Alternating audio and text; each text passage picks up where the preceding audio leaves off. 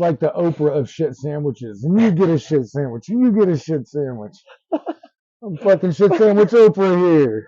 I didn't get one. Look under your seat. Oh my God. It's a shit sandwich. Oh!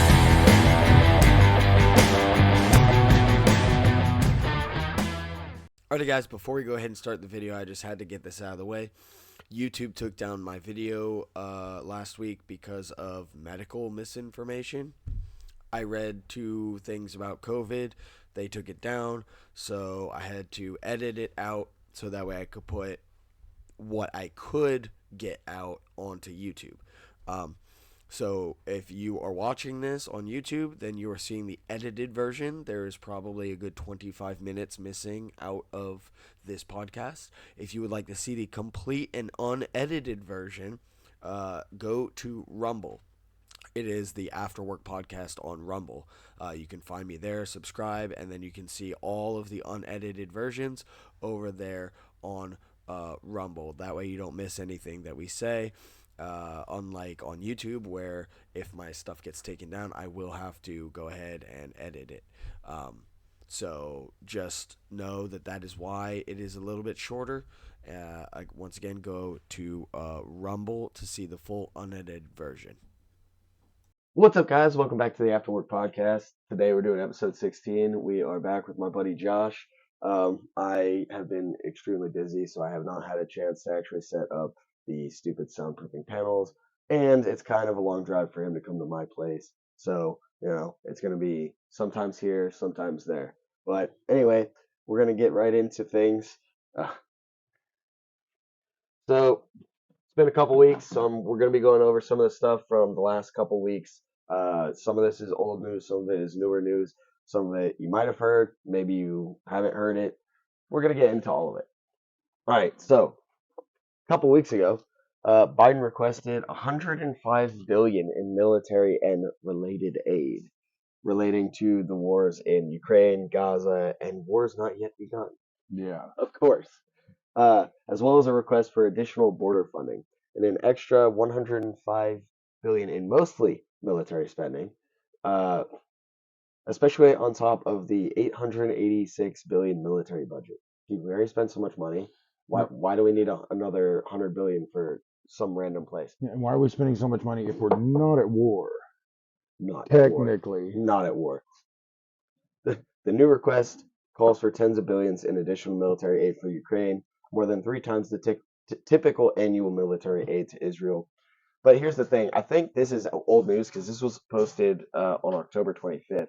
I don't know if he's still trying to get that or not, because seems like we're focusing mostly on Israel now. It's more we're dealing with Israel than Ukraine. Like, I have a feeling that Zelensky's just over here like, hey, you guys remember me? Like, because we're so focused on all the stuff that's going on in Israel. But the request is, there's a chart here. Okay, so for Ukraine, military $46.3 billion. Non-military, $15.1 billion.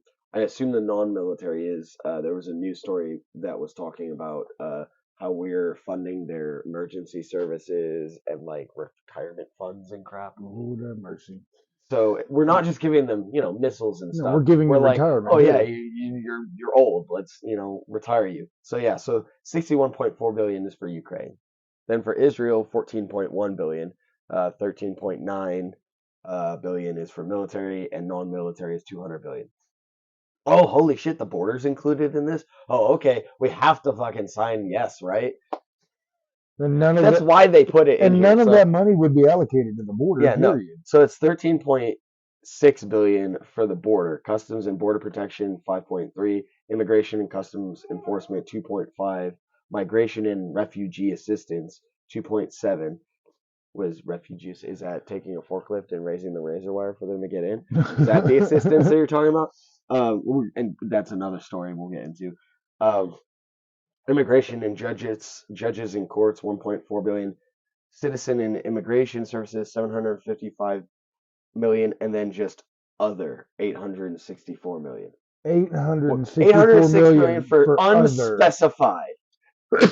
Please tell me What do you think that's going to be used for? Pockets. Lining Probably. pockets. Either that or giving, full auto belt fed things to, Other. cartels in To other. in Mexico, Fast and the Furious. But like, really? And then 3.4 is for our military, the Navy, and then 199 is the Defense Production Act. But my thing is, okay, so I'm assuming the only reason they put this 13 billion in for the border is to try and get Republicans on board because, like, well, we're funding the border and we're funding Ukraine, but like, we're funding the border. And I'm sitting here going, wasn't the estimate to build the border wall $10 billion? Yeah. So this is a border wall and a little bit more. Yeah. And we're not going to build the wall. We're just going to give the money to and let's just say that we take this entire thing of 105 billion. That's 10 border walls. Yeah. At least 5 really good ones. Yeah. So why don't we just build the border wall and then do something else with the rest of that money? I just don't know why they think a wall is going to keep people out. I mean, well, it's done a they're pretty gonna good tunnel- job so far in the places where it has worked. they'll just tunnel under it if they build a complete wall. Well, the thing is there's I always going to believe be weak spots. there's always weak spots, but it's not necessarily about stopping them. It's about slowing them down so Border Patrol can apprehend. Yeah. Right? It's never about like completely keeping them out because that's going to be impossible. But have you seen portions of our border? There are places, like on rivers. It's like a fucking it's like a waist high chain link fence, or there's nothing there at all. But the places where there is a wall, it's like fucking a 30-foot wall. It goes about 8 feet into the ground, and so when they're tunneling underneath and stuff like that, Border Patrol monitors that.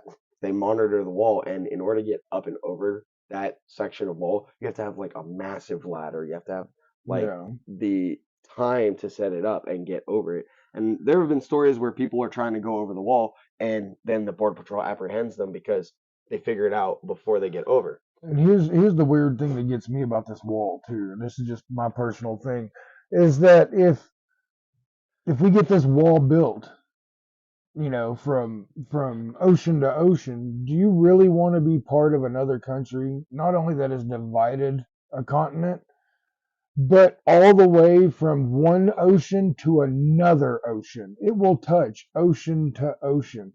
We couldn't even do hands across America in the 80s, and we're going to build a wall for segregation. The problem is that it's not going to be a complete wall because there are certain parts there's certain mountainous regions. The terrain just will not suffice. The terrain won't allow it. But in those areas, it's kind of like the terrain is already deadly enough that it's kind of like you probably ain't going to cross. Only the most desperate people would try to cross. And again, if you set up watchtowers, listening posts. Personally, I think that we should have a guard tower every 500 yards. Good God, though. See, but here's where it comes out. Great Wall of China, this bitch. I know. And then we're good. I know. But there we go with East and West Berlin. Okay, but that was the same country. These are two separate countries. I understand we're cutting off Mexico full of cartels and fentanyl. And I understand that's over here, like and that's the best way to go about it to keep immigrants out. But dear God, I just wish there was a better way. Well, the thing here's the I just don't like the idea of a wall dividing a continent from ocean to ocean. Well, here's the thing: is like it's not the first time it's been done. I mean, Israel is just walled entirely, and it basically keeps them from being blown up by Egypt, Jordan, and Gaza. but that's not dividing a complete continent. We're talking about dividing Central America. Sure, well, but we already have that. But it's just a canal. It's called the Panama Canal. But again, it's not like we wouldn't be doing trade with them, and it's not like nobody would ever be able to come here legally. It's just you'd be, at the very least, taking out 90% of the drugs and the cartel and the gun running and stuff like that. It's never going to stop. You can't stop all crime. You can't stop all illegal immigration, but you can lessen it to the point where it's manageable. Because right now we got like 500,000 people coming over every month, and Border Patrol can only deal with like 100,000 maybe. Yeah. And so you've got 400,000 people that, where'd they go? What are they doing? Who are they? We have no idea. And so it's just crazy. And I don't have a news story for this, but this was one of the things that I saw that was on the itinerary. People are worried about Hamas terrorists possibly crossing the border. This was a couple weeks ago when they were calling for the Jihad Day, and that really nothing really happened because not enough time for planning, I guess. The next time they call for it, something might happen, and you've got the possibility with that open border that terrorists are coming across. And from my understanding, the amount of terrorists that tried to cross under Trump was a lot less than with Biden because there were those harsher penalties in place, and the Border Patrol is actually doing their job. And now that they're not, we don't know who's coming in. Sure, okay, am I worried about the cartels? Yeah, but I'm way more worried about Muhammad coming across and doing something. So that's just me. I mean, not to be biased on race or anything like that, but it's real hard to tell those people apart. Yeah, it really is. Dark hair, dark skin, and it's unless you've ever spent long periods of time in these countries to be able to identify features of that race. We're kind of brainwashed anyway to categorize people at a glance, and you just think, oh, Mexican. For me, the problem is it's okay. What's the quality of the people showing up, right? So you've got people who are coming with, let's say, their families, right? Okay, you got guy from the Middle East who's bringing his wife and kids, right? And he says, I used to work for the Afghan National Army. Okay, he could still be a terrorist, but like chances are he's probably just bringing his family, right? Because of everything that happened in the Middle East, he's trying to escape. Okay, but then you have groups of 3, 4, 5 military-age males that are coming through. Not even with weapons, just the fact that they're coming in as a group of 3 to 4 military-age males, no family, no wife, no kids, and then when you ask them questions about their families, they have conflicting answers across different interrogations. It's like, okay, that's a problem. Yeah. And then you eventually go and you do some paperwork, some sleuthing. You find out that one of these guys is on the terror watch list, and then you have to look at these other guys and wonder. Yeah. It's like, okay, and there are multiple stories of that. Yeah. So it's like, okay, if they're coming across the southern border because it's so fucking porous, do you think that we shouldn't have a border wall, because of that? Because that alone is border wall territory for me. Yeah. Besides the cartels. Yeah. Because and there's always been a percentage. Cartels don't affect me as much as that probably would. And there's always been a percentage of OTMs that come through the border that's other than Mexican. It's other than Mexican. Yeah, OTMs, man. And so it's still going to be a certain percentage now, and considering how many enemies we have, I'm sure that number has increased also. And that's the funniest part to me, though, is people are always like, oh, well, you're fine with non-Mexicans coming. It's like, no, I'm not. I don't give a fuck if they're Swedish. I don't care. Don't come in here illegally. I don't it's not because they're Mexican that I'm saying this. What I'm saying is it's because the border is open down there, so everybody comes through that way. I've thought about, what would it be like to live in a different country, but I know that if I go there and I want to be a citizen, I'm going to ask if I can be here and what I have to do so. But here's the other thing, too, is like a lot of these people that are saying like they're coming here for asylum and stuff, the way that asylum seeking normally is supposed to work is the nearest friendly country is the one you go to. So if you're in, let's say, Venezuela and you're being like politically persecuted or whatever, and one of the neighboring countries is friendly and they don't, persecute you for your political or religious beliefs or whatever, you're supposed to go there. Not travel through 15 countries up through Mexico to get to the United States and then be like, oh, I'm seeking asylum from freaking Ecuador or Venezuela. It's like, you did not know. Yeah.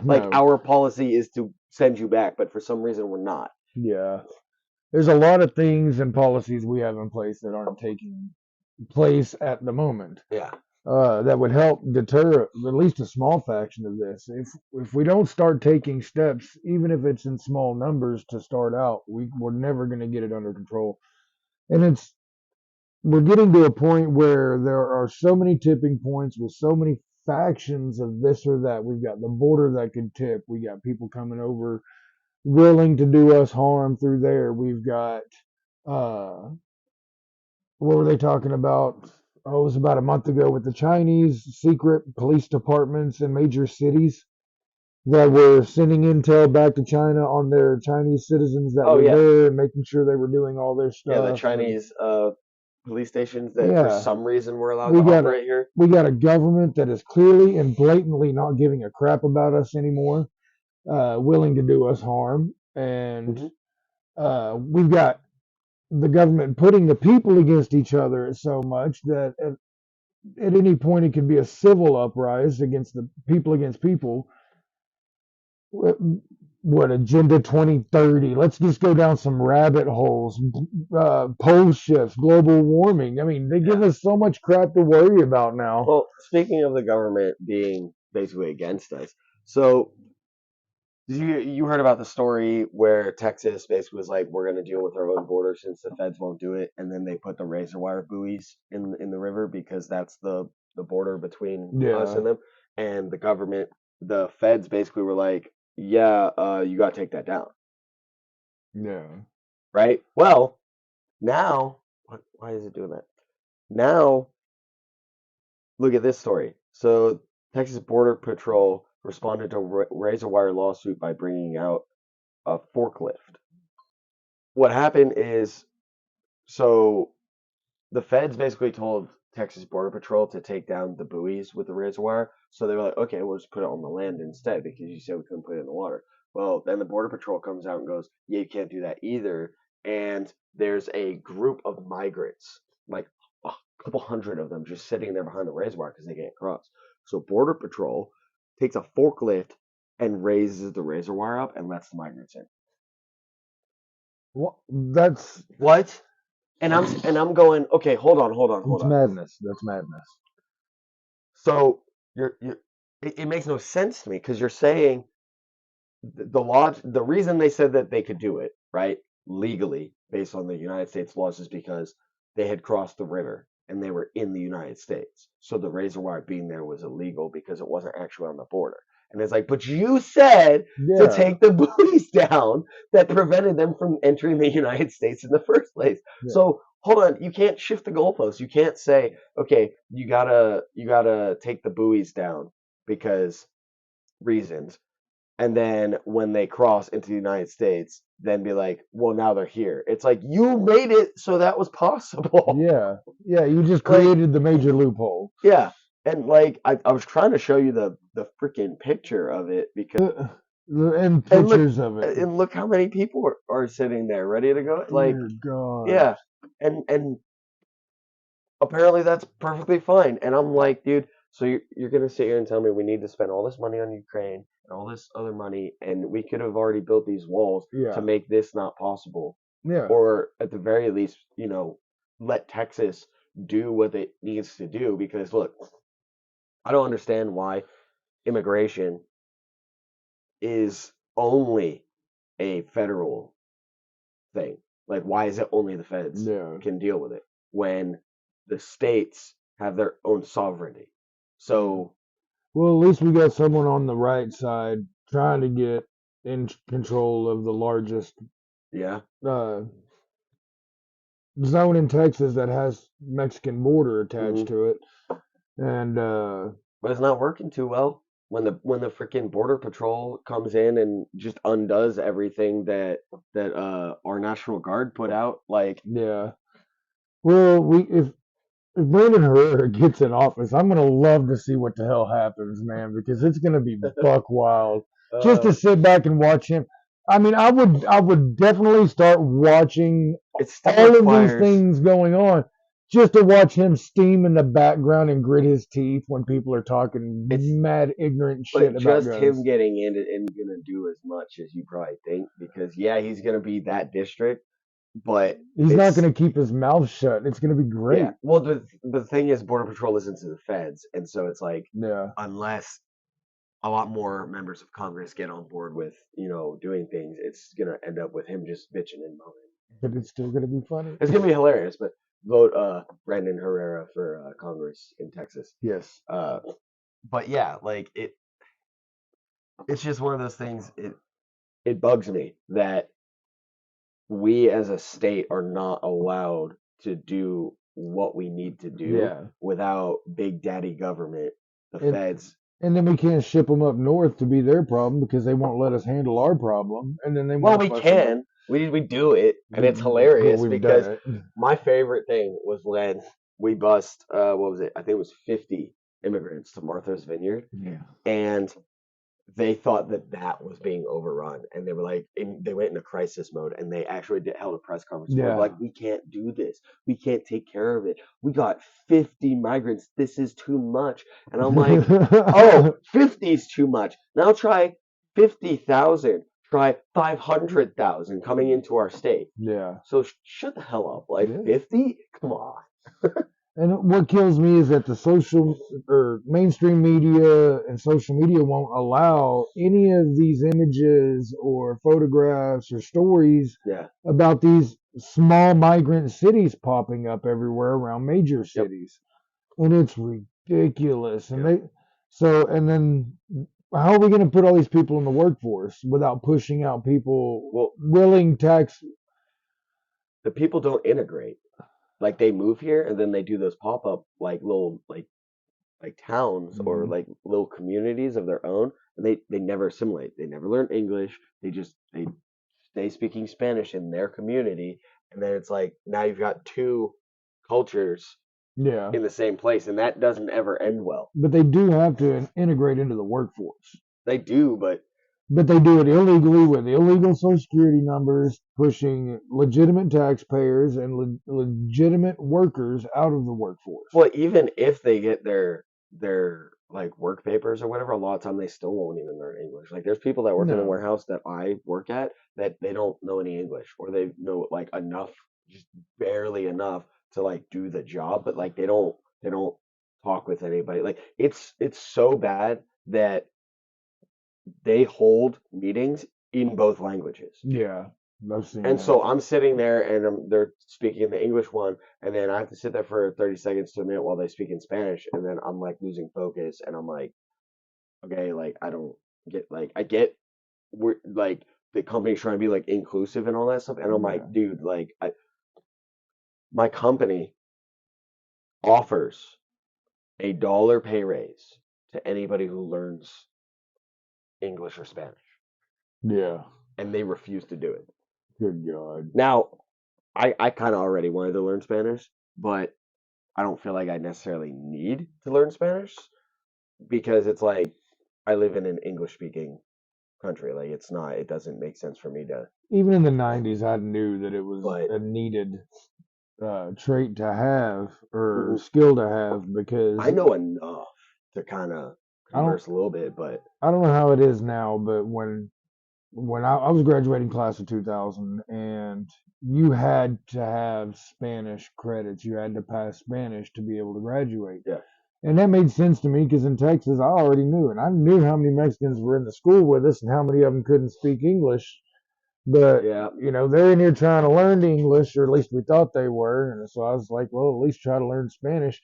But then it's useless because it's proper Spanish. Yeah. And it's not street or slang Spanish that everybody else speaks. I took Spanish for 3 years, in middle school and high school. The problem was I was forced to take it. Yeah. And so I didn't retain any of it because I was forced to, because I wanted to learn either German or Japanese. Yeah. And I told my parents that, and they're like, your family's Puerto Rican, you need to learn Spanish, so you're gonna take Spanish. And once they said that, I was just like, I'm just gonna do the bare minimum to pass this class because I know I need it for my credits. So I know I have to take a language, but I was like, I wanted to take this one, but you're making me take this one. I'm just not gonna retain any of it. Now, later in life, I'm kind of wishing that I had, actually paid attention, because like now I can use it. Because I'll tell you, some of these women are pretty good looking, and I cannot talk to them because they speak only Spanish. Right. Like a match was one on Tinder the other day, and like I'm sitting there using Google Translate to try to talk to this chick, and she's just like, I can't wait to hear you speak Spanish, and I'm like, okay, speaking of Spanish. I said something, and she kind of laughed at it, and then she's just like, whatever. But No. Yeah, I'd like to hear you speak English. That's what I'd tell her. Well, she did. She Yeah. spoke way better than I could do Spanish. So Yeah. Oh, so you're not even going to be able to laugh at her bad English because it's not that bad. She's going to exactly. laugh at So you. She's yeah, going yeah, to crack up your horrible Spanish. yeah. But that's And people think that this whole Mexican cartel thing is pretty new to the it's really board. not.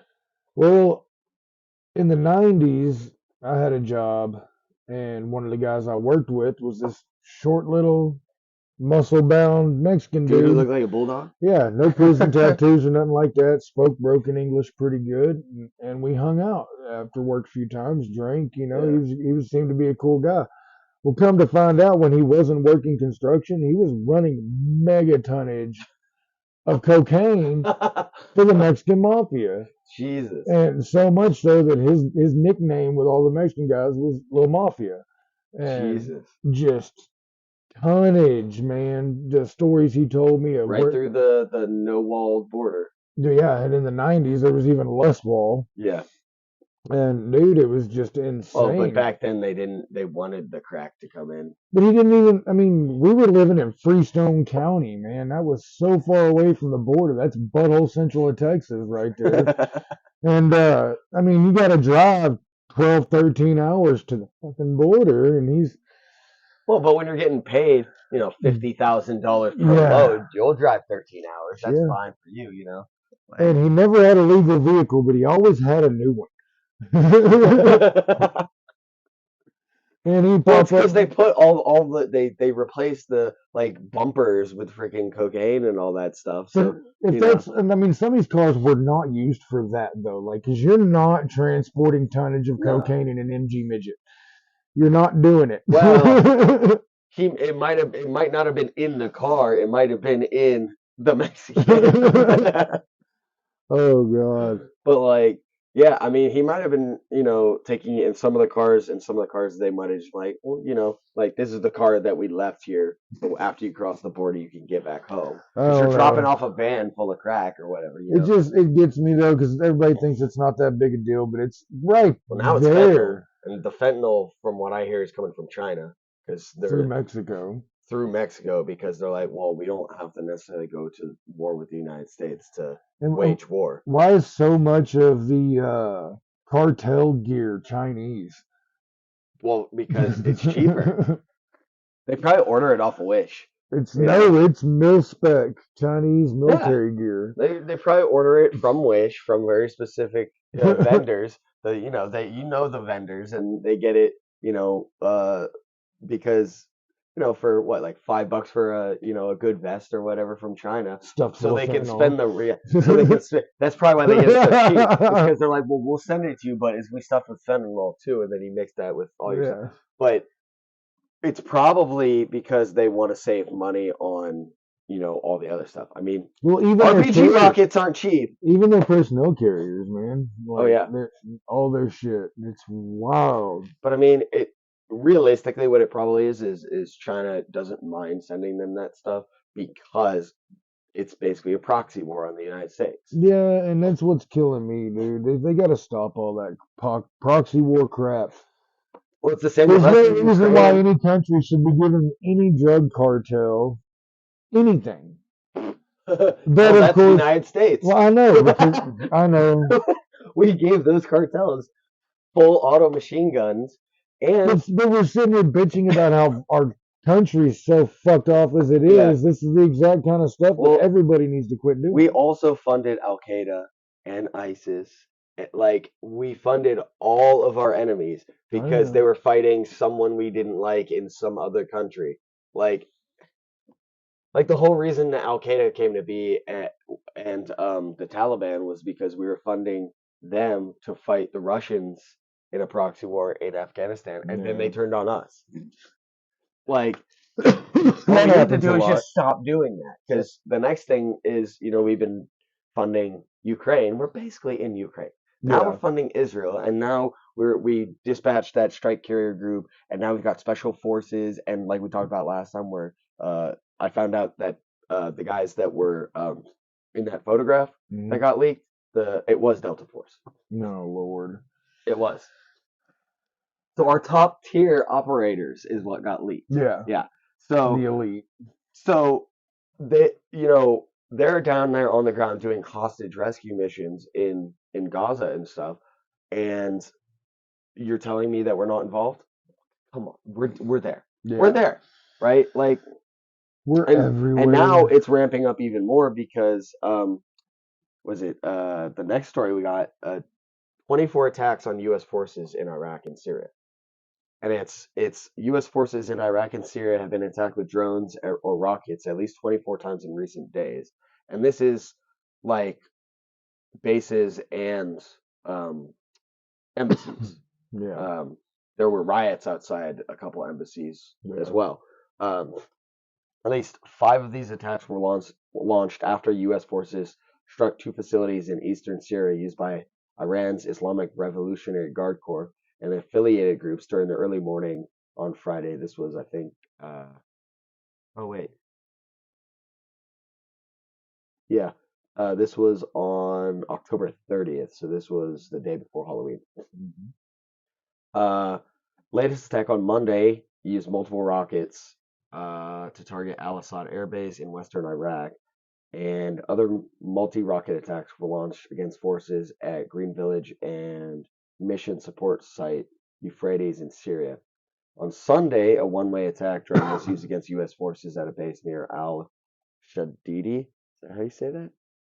Al-Shadidi in northeastern Syria. And on Thursday, another one-way attack drone targeted U.S. coalition forces at Al-Assad Air Base in Iraq. And these are Iranian-backed militia groups that are supported by Iran. And of course, we hold Iran responsible for these groups. Yeah. So now we're gearing up for a war with Iran because we're thinking that Iran was the ones who backed the Hamas incursion into Israel and are still backing them, and now they're attacking our bases. And we've always wanted to go to war with Iran. Why do you think we invaded Afghanistan and Iraq? Because they're right on either side of Iran. Yeah. So now we're involved in Ukraine. We're involved in the Israel. Mm-hmm. Now we're gearing up for something with Iran. It's hard to keep Iran and Iraq straight. We're gearing up for something possibly with Iran. Yeah. And then we're blind. What happens when we get blindsided by China and Taiwan? Yeah. So now we're spread too thin. We've given a bunch of our first of all, we left a shit ton of our stuff in fucking Afghanistan that we could have used that they're going to use against us. Some of that probably was involved in the Hamas attack. Then we were given Abrams tanks to fucking Ukraine. Now we're giving rockets and stuff to Israel. What's happening to our stockpile? It's getting lower and lower and lower and lower. Yeah. Just like our oil reserves when Biden decided that he was going to throw those out to the American public instead of, I don't know, let people, drill for oil. Yeah. And now we're looking at a possible war with China, and it's like, okay, if that happens, what do we have to fight with? Yeah. Nothing. Nothing, because we fucking sent it all to places we shouldn't have. Or gifted it to enemies. Or left it. Like, no, you didn't leave it. They gifted it. Yeah, I personally believe it was a payoff. I personally believe, and this is not supported wholly, but I personally believe that it was a strategic way to stay involved in the Middle East because we didn't want to pull out. Nobody wanted to pull out. Trump goes in and says we need to pull out. He wanted to pull out of everywhere, including Syria, including Kuwait and all this stuff. And specifically in Syria, he wanted to pull out, and his generals, the upper leadership, lied to him and said we're pulling them out, and then added more troops and kept lying to Trump until he was out of office. Yeah. So you want me to believe that the deal that he struck with the Taliban was supported by anybody in the administration besides him and maybe some of his close people? No, of course it wasn't. They didn't want to leave because it makes money, right? So what's Biden to do? Okay, well, we'll pull out and just leave shit there. And then when that shit gets used against some of our allies, then we have the reason to go back. Yeah. So I think that it was all intentional. Could be. There's no reason to abandon an airbase in the middle of the night to go and evacuate from a civilian airport that isn't fortified. That there's no way. And I've had people be like, "Oh, well, you don't know what they know." And I'm like, "What could you possibly know that would make that a tactical and logical decision?" I don't think there's anything. Yeah. So, yeah, no. Uh, asked by VOA on Monday whether the recent attacks are a sign that U.S. deterrence is not working, a senior defense official replied, "Iran's objective for a long time has been to force a withdrawal of the U.S. military from the region. What I would observe is that we're still there." Nah, shit. Yeah. Like, we left for what, 2 days, and then we were like, "Oh, they're using our weapons against us. Gotta go back." Like, Yeah. one American F-15 and two F-16 fighter jets used precision munitions against weapons storage facilities and ammunition facilities near Abu Kamal early Friday. The Pentagon assesses the strikes successfully hit the targets, and it is still looking at casualty numbers. These precision self-defense strikes are a response to a series of ongoing and mostly unsuccessful attacks against U.S. personnel in Iraq and Syria by Iranian-backed militia groups that began on October 17th. The United States will not tolerate such attacks and will defend itself, its personnel, and its interests. Spillover into Syria is not just a risk, it has already begun. So yeah, like, we're sitting here going, yeah, we're gonna fight back if this starts going somewhere. And it's like, dude, we just left the Middle East. Why are we dealing with any of this stuff? All it's gonna do is get to the point where we're spread so thin that when we actually get attacked by China or whoever else, We're just gonna get blindsided. We're gonna get blindsided. It's gonna be a freaking another Pearl Harbor, and then another draft is gonna happen, and I'm gonna get dragged into this shit that I don't want to be dragged into. Okay, like, well, if it ends up being like anything like Ukraine, you'll get dragged into it too. No. Ukraine has been drafting 55-year-old men. I've got medical conditions that keep me out. They don't care. Yeah, they do, because my heart conditions. Have you seen the fatties that are in the military right now? Dude, They lowered it. They lowered the medical exemptions to allow recruits in. I'm 42 now, but at 40, I'd already had 2 heart attacks and a stroke. If I put Okay, boots that on might the ground, actually. That might if I actually. put boots Yeah. on the ground, I'm gonna die right there, and then I'm just gonna be in everybody's way, and they know this. That might actually do it for you. I'm hoping that they don't take me because I work in a warehouse that produces parts for Lockheed Martin and Bell and stuff, but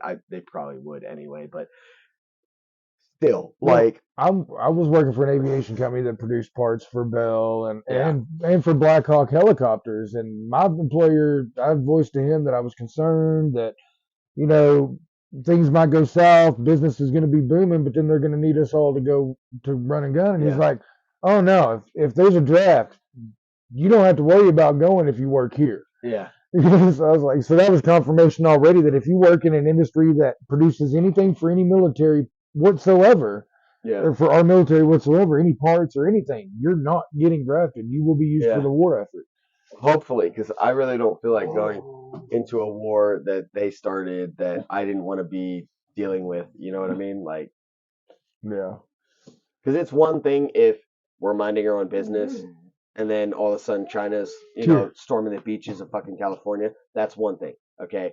But it's a whole nother thing if we are involved in all these other bullshit wars and then China decides that because we're weak, because we are spread out, then they can attack. And then I'm like, that was fucking our fault. Like, that was on y'all, and y'all are gonna send me to go fight in this war that shouldn't have ever happened in the first place. Nah, I don't want to do it. Yeah. Like, and that happened in Vietnam. That's why everybody was protesting that. Nobody wanted to go because it wasn't our war, and people are just getting demolished over there. Pointless to be involved. Yeah. Like, oh, we're stopping communism. Okay, in the frickin' in Asia, like what?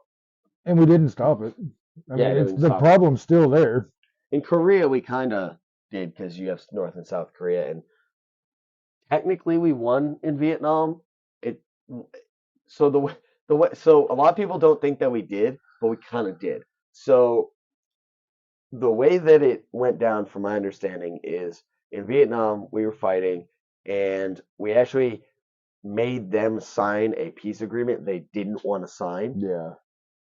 And then it was 2 years later that they restarted the war and then solidified taking control of the country. So really, we kind of won, but then they just, you know, started again a couple of years later.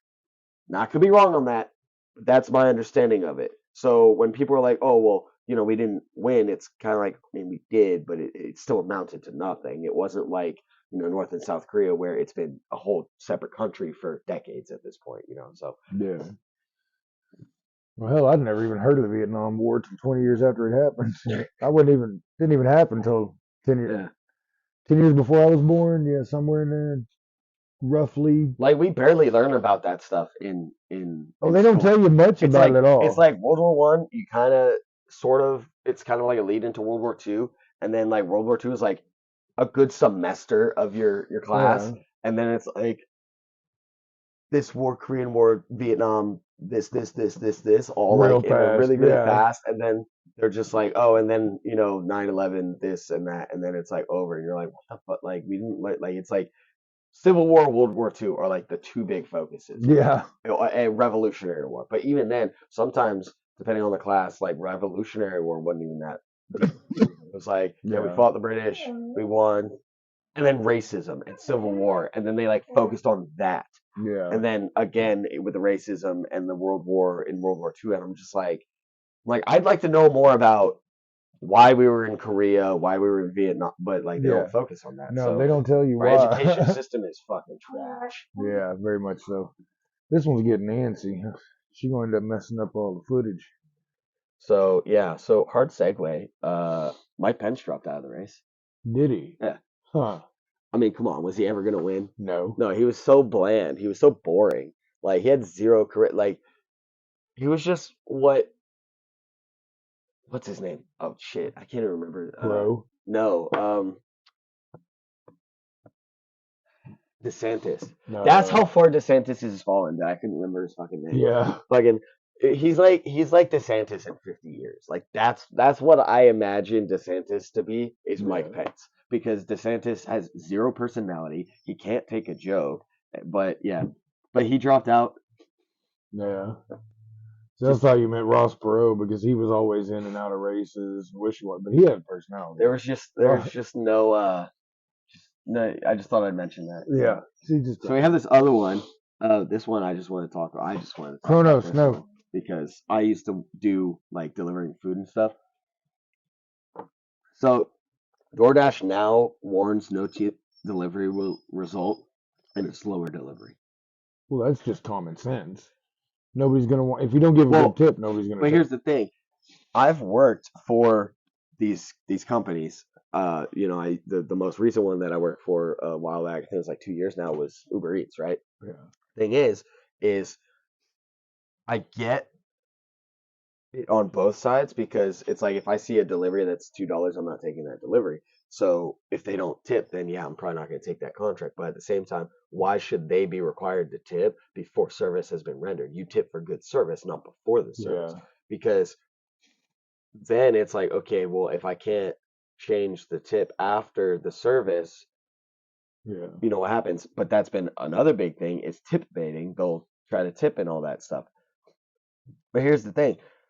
DoorDash is now warning customers that if they don't add a tip for the delivery, so like when you go to the tip like edit thing, you hit 0, it pops up and is like, you might not get it fast, like whatever. And I'm just like, dude, so like even if I was to tip, right? A lot of drivers do multiple apps. Yeah. So they'll have DoorDash running, Uber Eats, and like Favor. So like you're gonna be lucky if you're the first one they drop off. Yeah. Because like with DoorDash and I think Uber, you can pay for faster delivery. You Yeah. can pay like a $2 surcharge or whatever.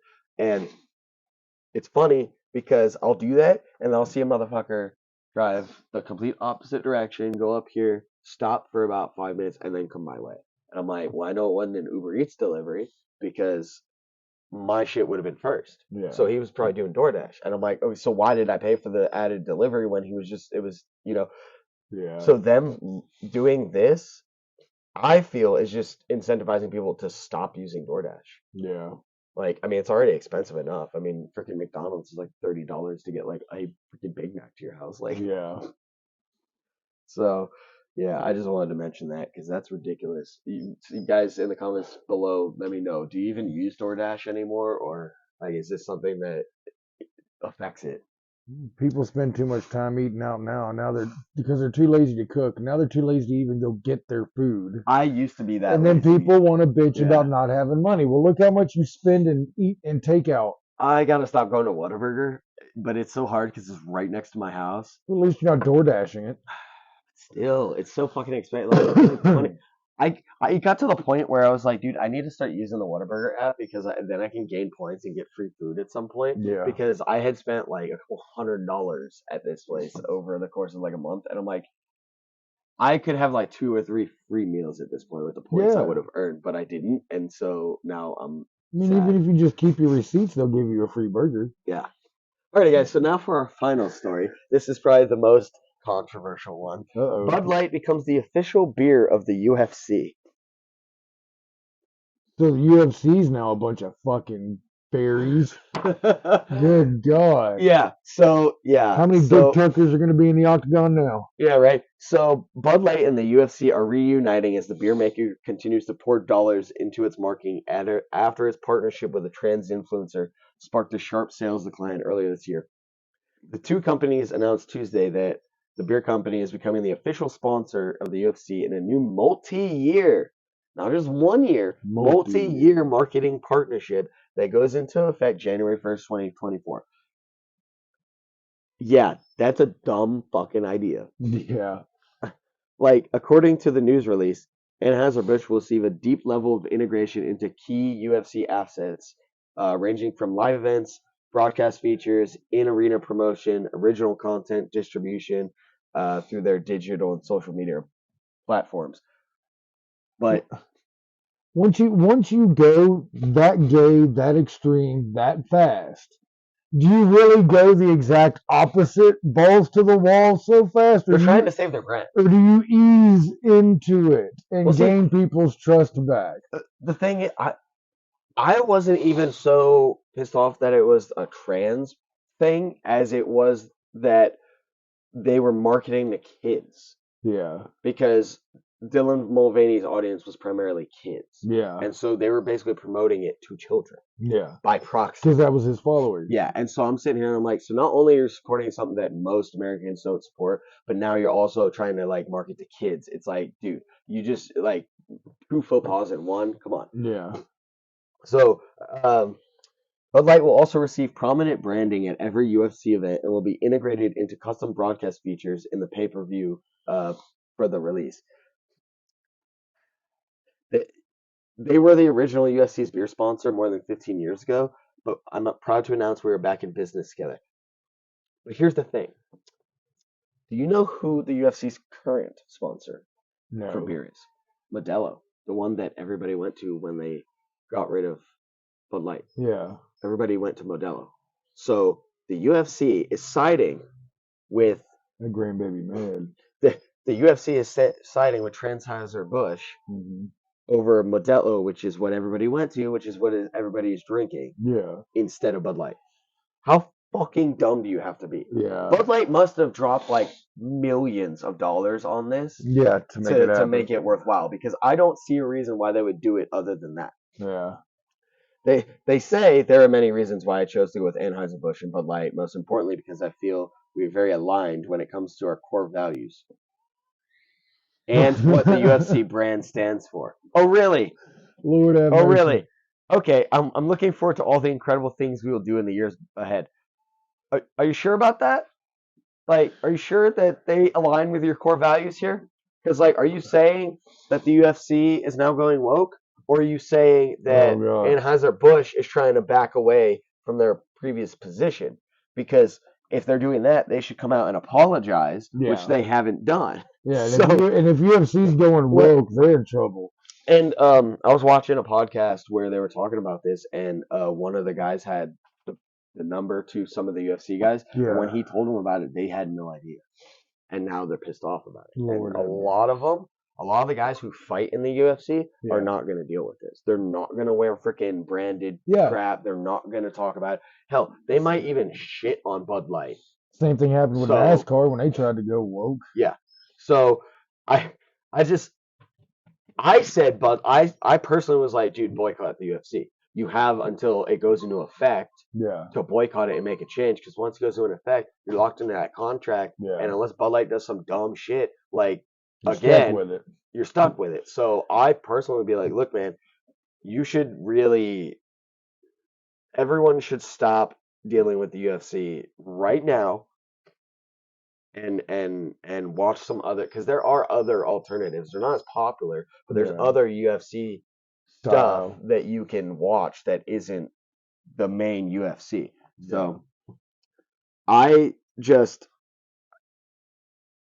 they tried to partner with Harley Davidson and that didn't work out. Then they tried to do the, what was it, the American can for Yeah. the veterans, and that didn't work out. Now they're going after the UFC. Do they really think that that's going to work? Like, there were some comments that people were like, "Oh well, I don't care. I like the UFC. I'm just not going to drink the beer. So, who cares?" I'm like, "But you don't understand. Them sponsoring it Yeah. means that they're displacing another beer company that should be the one making the money, getting the profits. They're going to make money from this because if you're seeing Bud Light everywhere at the events and they're getting franchise deals, then that means that they're going to be serving primarily Bud Light at events. Yeah. So you're going to go there and the Bud Light's going to be $2 a beer and Modelo's $8 a beer. What do you think people are going to buy more? Yeah. It's going to be that. And so it comes down to what's at the events, what people are going to buy. Yeah. So it's not just that they're advertising, it's that too. And so by them doing this and you ignoring it and still supporting the UFC and giving the UFC money, you're going to be supporting Bud Light. Kronos, no. Squeaky dog. I don't see why they thought it was a good idea. It's definitely not. I mean, I can see where Budweiser thinks it's a good idea. Oh, why UFC would have accepted that, because it is definitely not for their brand, period. No. But hey, freaking whatever. I don't really watch UFC anyway, so it's not a big deal for me to like not watch it anymore, because I think most of what I did was, I'd sometimes watch it on my phone, but most of the time it was at bars or whatever. Yeah. But now I'm just like, okay, I'll just watch like, I don't know, football or baseball or, whatever else. Because the woke stuff for them is kind of past. Like they kind of like walked that back, I think like a year or two ago, because they realized that they were losing viewership. So, I don't have a problem starting to get back into football and stuff again. But the UFC just recently did this, and I'm like, okay, I'm sorry, but if you just did this, I'm not gonna watch your stuff. Like, so. But yeah, I mean, dude, so much stuff has happened in the last 2 weeks. We're on the verge of World War III. Yeah. Freaking, they're ruining all of our favorite things. They're just pissing in everybody's Cheerios all around the board. It's like, oh, have you gotten some piss yet? No, you haven't? Okay, let's come here, Yeah, it's like the Oprah of shit sandwiches. And you get a shit sandwich. And you get a shit sandwich. I'm fucking shit sandwich Oprah here. I didn't get one. Look under your seat. Oh my God, it's a shit sandwich. Oh, I got a shit sandwich too. I fucking love you. I got a yellow bowl of Cheerios. Yay. Like, just, oh my God. At what point did our nation forget to not eat the yellow snow? Because we're all drinking the fucking Kool-Aid and liking it now. Except for some people, that actually look into this shit. But, my God, dude, I'm tired of it. The amount of shit that we the people, are allowing them to get away with is redonkulous. It is. Everybody wants to claim they're lying, but they don't have no claws. Nobody votes though. Like that's the problem. Like everybody just like blindly votes for shit. They don't look into the people that they vote for. Nobody does research. Like, oh, it's a Democrat. Yes. Oh, it's a Republican. Great. And there's good Democrats and there's bad Democrats. There's good Republicans and bad Republicans. Like I voted for shit. Who was it? Cornyn. Yeah. That motherfucker betrayed us. He voted for gun control, and I'm like, well, I'm not voting for him again. Yeah. But at the time, I wasn't that into politics the way I should have been. I Yeah. didn't do my research, and I was like, oh, he's a Republican. Okay, never making that mistake again. Like, Well, it's just the fact that everybody's too lazy to want to do any kind of research or Yeah. anything on their end. They want to do what they're told to do, Yeah. and that's where we're screwing. Oh, by the way, here's your shit sandwich too. yeah, personally, I don't think everybody should be allowed to vote either. Yeah. Like, I think only certain people should be allowed to vote.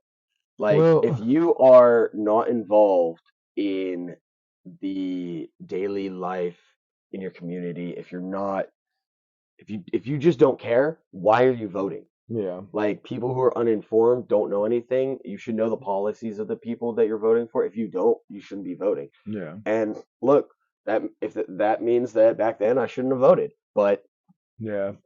you know, Well, that's something in life that America used to have in their core values was some form of religion, mainly Christianity, and Yeah. then the parents instilled that in their children, and also how government works and what's going on. And they would be informed by the elders of their family, and people would go on the guise of the elders of their clan. And that's the way it was for the longest time. And now we have gotten to the point where the elders no longer take care of everything in the family. Yep. They're not the glue anymore. They're not large family functions and family reunions like there used to be back in the day. And it's all dwindling down. So people in younger generations don't have that higher or older generation to look for advice and all this and that. So they're going on the guise of what's popular. Well, what's popular isn't usually what's right for Yeah. humanity. It's going to be what's more comfortable or pleasant.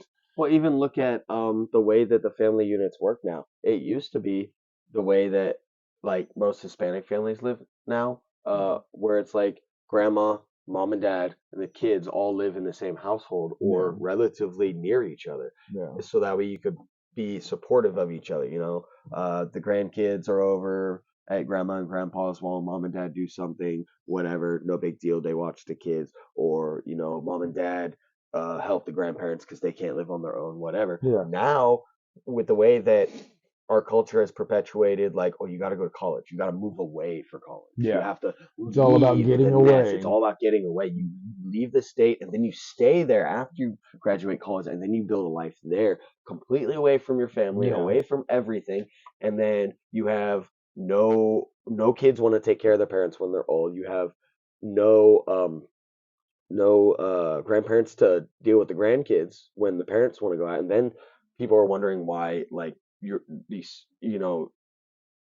these families are getting sick and tired of the kids. It's like, well, because you're not meant to always be the ones taking care of them. Yeah. Sometimes you get the grandparents to take care of them, Yeah. but now it's paying babysitters and nannies, and then the kids The have like television. weird for babysitting. television, and then you have these kids who are getting like weird social interactions because Mhm. they're not around their parents all the time, Yeah. or with their grandparents. They should be with their grandparents, but now they're with freaking nanny number 4, and they're not getting the attachments and stuff Yeah. that they're supposed to. And then you have the single motherhood. Like, guys are not incentivized to stay around because they get punished for getting divorced or having kids with somebody. So like, you have to lie, and well, I shouldn't say it, but like, these guys feel the need to lie about what their name is when they hook up with a woman, and then they disappear into the night, and the woman can't find them. Now they're a single mother, and then they're relying on the state. Yeah. But they should be relying on, if that is the case, if the family unit was still around, then they could rely on their parents, their Yeah. grandparents. But they can't do that because Yeah. they moved away for college, and now they live somewhere on their own, and then they have to deal with it with themselves. Like, Yeah. the way that the culture has perpetuated this need to go to college when college is basically a waste of money, and the need to get away from your parents and start your own thing, and like the disintegration of the entire family, not just the nuclear family, but like the entire extended family support system is just mind-boggling. Yeah. Yeah. It's no longer the nuclear family like from the 50s, Yep. the whole leave it to beaver kind of thing. Yeah. There's no more morals really passed down from parents to children anymore. Thank God when I grew up, my parents didn't put too many life values and lessons in me, but I had Yeah. my grandparents around and they did. Yeah. And just the basics of respect and just common sense and courtesy.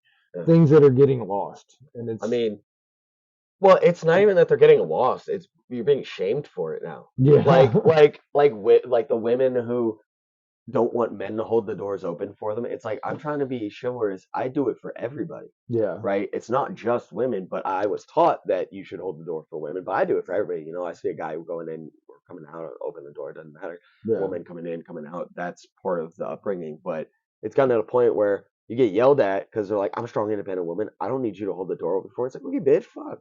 Yeah, Like okay, but like just be a gentleman. that I still have a problem with that because I was raised a certain way, so I have a problem being like, okay, and then it feels like I'm being walked all over because I still held the door open for this bitch who Yeah. just said this shit to me, but like I'm like I want to close the door, but like it doesn't. It's not in my nature. Like Yeah, now, I've just stopped holding the doors for most people in general because I'm just like it shouldn't even be a struggle. If you're trying to be polite, it should just be common courtesy. Yeah. Say thank you, not. But people just have chips on their Well, shoulders, walking around trying to find a reason. it's not to even bitch at just somebody. it's not even just that like it's there's the common courtesy thing and the respect thing, but then there's also like the whole dating aspect of it where like you're not supposed to approach women in certain situations. It's like I don't like when do I? Yeah. And there's the siren. Somebody came in. It's okay. But yeah, I mean we really need we need to elect people in that you have researched that are going to be good. Yeah. We need to bring back the family, just the extended family, the entire support system, and Yeah. stop with the whole moving away crap. Like, just go to a trade school that's near you. Like, that would probably be better. You'd probably make more money. It's already been proven that people prefer somebody who's been in the workforce with job skills versus somebody who has an education and no applied knowledge. Exactly. So we need to do all that, and then we need to, after we elect the people, and we need to get them to stop funding this crap that makes no difference to us in other countries, funding these wars and bring that stuff here. I'm not even talking about just like building a wall. I'm talking about like we can send $105 billion, millions and billions of dollars overseas, but we can't fix a bridge Yeah.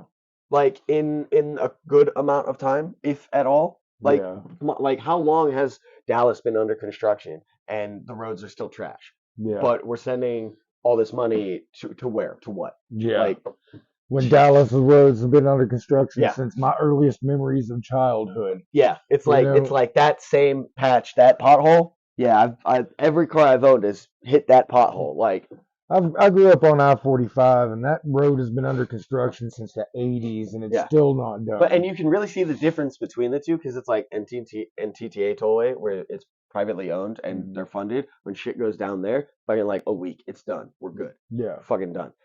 Public roads, fucking 2 years and they're still not done. Yeah. If you're lucky, they'll be done in 3, but Yep. it's probably like 5, 6, 7 years, and you're like, what the hell is taking so long? Yeah. Like what? So Well, look, yeah, like I said, they've been working on I-45 for so long, and they're already almost to the Oklahoma border. But they're by the time they get there, it's going to be time to go back and and start redo. from the beginning. Yeah, because it took so long. It's just so funny because like our modern roads are like, are they like designed to like fail? Like Yeah. I feel like that's what it is. It's planned obsolescence of the roads, so that way they can go back and do it again. Because these Roman roads got 2,000 years on them, and they still freaking work. Yeah. Like Yeah. now, are they cobblestone and they're not the smoothest ride, but they're still there? Yeah, they're like there. Our roads aren't going to be there in 2,000 years. no, they'll be gone in 6 months. Like Yeah, you get, plants grow through it. It's done. yeah, plants grow through it. You drive the wrong truck on the road, and then it freaking collapses. Yeah. Like the asphalt can't take it, or just oh my god, there's so much. You'd think we'd would have come up with a better material by now, Right? You would have thought, better processes. of course not. But like I said, I'm pretty sure it's planned obsolescence. I think they want them to fail, so there's always construction to be done. But the problem with that is if we're always working on the roads, we can never fix our electrical grid. We can never fix the bridges. We can never fix like the train tracks, like Yeah. because we're so focused on the things that the majority of people are using. Yeah. So I mean, hell, Route 66 is still in place, and why can't we even make the blacktop as strong as that Yeah. was? well, No, I don't think many people use Route 66 anymore because like all the businesses Exactly. closed down. Why is it still Yeah. there? Why is it not grown up through yet? Hey, that's true. Yeah, that's a good point. I didn't think. Well, there are sections that have been taken down. Like you could, like you Yeah, used to be by able to do. man. Yeah, you used to be able to do the whole Route 66, You and can't I wanted now. to do a Route 66 trip, but you can't now because like Yeah. you have to come on it and then off of it and then back Yeah. on. And even when you're on it, like there's almost nothing around because all the businesses that used to be Move to there the new highway. moved to the new highway Yep. like miles away. So like if you're wanting to go to somewhere, you have to like take Route 66 and then like double back. It's just yeah. And if I'm not mistaken, I believe some of it's even privately owned now. Yeah. Like there's spots where it runs through people's property. They have Yeah. bought that section of Route 66. Yeah, there's parts that they took down, there's parts that are part of it, and there's parts that are privately owned. I think there's like one specific section that's like historically Route 66, and that's the one that is like the tourist attraction. So Yeah. that's where stuff is. But like you can't do the whole thing. Well, we still plan on taking a trip, but we're gonna go from up through Texas into New Mexico. Well, North Texas. We're already in Texas. Yeah. Into New Mexico, and then from there all the way to the California border. But not in the California. But as soon as we see the border, you turn and come back. Yeah. I was like, man, should I just get out and touch a toe on the state line to say that I've been in California? I was like, no, I don't want to ruin my reputation. Yeah. I'm doing good. I've unfortunately been there. It's not the best. Like even when I went there, and I went there 9 years ago, something like that, Yeah. maybe even 10, and it was still not that good. Just like trash. because we went to San Francisco, Yeah. and it was like, first of all, the streets suck because like you're at like a 45-degree angle. I don't know how those cars last more. The insurance there must be fucking ridiculous because Yeah. like one parking brake fails and you got a street of mayhem. But our Durango, we were in a Dodge Durango at that time. The back was loaded with all the luggage. So there were times my dad like stopped the car. You could feel the back end of the vehicle lift off the ground, and I'm like, "Yo, we need to get the fuck out of here right now because this is not cool." Yeah. Like, so I don't know how anybody deals with the streets, but then you had the areas. There's homeless like everywhere, Yeah. and back then it wasn't that bad because you had like specific areas where they were. Yeah. Now apparently it's like the whole city. Yeah. But like even back then it was still like downtown again Dallas. Like Yeah. homeless Still bad. encampments and yeah, it was still bad. And so I would never want to go back to California like Yeah. ever for any reason At all. at all. I don't even want to go to Austin because it's basically little California. Yeah. Like the only reason I think I'd go there is for the comedy mothership to go to Yeah. Joe Rogan's place for a comedy show, but that's about it. Like Yeah. and even then Yeah, I went a long time ago to Austin. Last time I went was for a Marley Fest down there. Now, don't get me wrong, that was fun, but just the way it had changed because I'd probably been 20 years since I'd been there yeah. prior, and it was completely different. I mean, because used to you went to Austin, it was cowboy redneck heaven. You know, it was just as southern western as it could be. Last time I was out there, I had my open carry handgun on and a cowboy hat, and everybody looked around at me like I was about to shoot them. Yeah, like it's not that. But it didn't. I mean, I could. Some people it wasn't, but you probably could tell exactly the people that I'm talking about. It's the dude with the long hair is wearing like rainbow booty shorts, riding around on roller skates with like the rose tinted glasses, and I'm like, dude, surprisingly, there was more than one of those guys. Yeah, I saw like 4 or 5, and I'm like, is it the same guy or are these just different people wearing the same shit? Like, you see, and people looking at you open carrying like that there is exactly why I can't open carry at Target anymore. Just the amount of looks. Now we're in. You go to Target still? Yeah, and here after the controversy with Target. No, I go to anywhere but Target. No, I still go to Target for a few things. Yeah, I'll give it to them like their baby toys for the baby birthdays. They've got a good line of wholesome. I stopped going the moment I saw tuck-friendly bathing suits for children. So. I thought that was ridiculous. I thought the most ridiculous part of that was the fact that they, instead of getting rid of it because people were mad, they just moved it to the back of the store. Yeah. It's like, oh, you mean like instead of seeing it when I walk in, I just go like this and I can still see that shit? Yeah. Like, yeah. And marketed to children again. And yeah, marketing to children. So that was the thing. Yeah. Yeah. But I don't. Yeah, My I head's don't gonna shop at Target explode. anymore. I shop at like Kroger or Walmart. Yeah. Those still aren't the best, but at least they don't have a controversy that's recent. Yeah. So Well, I don't go there often. It just really surprised me that in the small redneck town that we're in, there's enough liberals shopping in that store that I felt uncomfortable walking in there. The amount of people staring and looking and just stink eyeing me. I don't give a fuck. I revel in the stink eye. Yeah, but I'm not here Because here's the thing: to rock the boat or ripple the water. The people that give you the stink eye, they're not going to be the ones trying to take it from you. Yeah. It's the guy that doesn't look your way that sneaks up on you and tries to take it from you. But that's why I have a two-stage retention holster. So. And I'm not uncomfortable with the fact that I think someone's going to take it. Yeah. I'm just uncomfortable with the fact that people have that much hate displaced towards me to begin with. That's the thing though, is so those people that give you the stink eye, they're not going to do anything to you, right? No. So there's nothing to worry about there. I'm not worried. The benefit for me is that those people are there. They have to experience me being there. Mm-hmm. So they're getting exposure therapy, right? So if you go in there and you're like a complaining asshole Karen to employees, to these people, whatever, then you're portraying that negatively. Whenever I open carry, I'm the politest person. Yeah. I am the person who helps solve someone's problems if they need it. I talk to people. I paint myself in the best light possible for the benefit of those people. Because then they're sitting there going, some of them, not all of them, but some of them might be like, I thought that guy was going to be dangerous, but like, he helped that old lady, bag her groceries, or, he was polite to me, like, And that's what I'm saying is my uncomfortableness has nothing to do with thinking anybody's going to take the gun or I have to worry about anybody doing anything. It's just the fact of everybody's displaced hate. Yeah. And I have a problem with that with a lot of things in this country right now. People are just hate mongers. Yeah.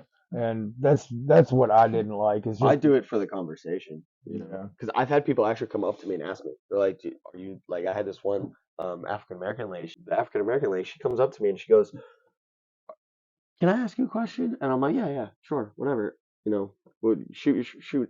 And she goes, are you not afraid that somebody's going to take that from you, pointing to my gun? And I'm like, oh no, not even a little bit. Like, it's in a 2-stage retention holster. And then I explained to her the different types of holsters, the different types of guns, the different laws, this, and that. She's like, oh, I didn't know that. Like, I always just assumed that, it would be easy to have it taken from me. I'm like, no, I'm trained specifically to keep it in my holster and like react if somebody goes for that and all that stuff. And then, she started talking about like some of her experiences, and then we moved on to, why I open carry, and that sometimes I even open carry a rifle, because back at that time it was before they changed the laws. So if you were 21 or younger, the only legal way to carry a gun to defend yourself was to open carry a rifle. You couldn't have a handgun. Yeah. So it was like, really? Like, so you can't carry a handgun if you're 18 to 21, but you can carry a rifle? I'm like, yeah, makes a lot of sense, doesn't it? She's like, yeah, that doesn't make any sense at all. And I was like, yeah, that's why we're trying to change the laws. And then I had another guy who, also an African-American guy, was from Chicago. He comes up to me, and this is a day where I'm open carry and I got my cowboy hat on, and he goes, yo, this is the greatest thing I've ever seen. I got to get a picture with you, because I'm going to show my friends when I go back. This is Texas right here. And I was just like, okay. Like, he's like, you don't see this shit in Chicago. Like, you don't see it ever. And I was just like, he's like, I love Texas. I think I might move here. I'm just like, fucking do it, bro. Do it, man. So I'll welcome anybody here from any other state, as long as they don't. Funny that corrupt it. That it's always like, the media paints it like African Americans are the liberal ones that don't like the guns. It has only been African Americans that have approached me to ask me for a picture, to ask me questions. The white liberals are the ones that have gotten me kicked out of stores because they call the cops. And I'm like, what the hell? Like, it's so backwards the way the media portrays it all. And I'm just like, I don't get it. Like, I know so many black people who love guns, and then so many white people who are just like, scary. And I'm just like, but the media would have you think it's the other way around. Yeah. That it's all the white people who love the guns. That's why the media's saying it. Definitely look into it, or Well, that's why I think or gun don't control agree, in general is just racist. or don't believe it. Yeah, gun control in general is just racist on its face because that's how it started.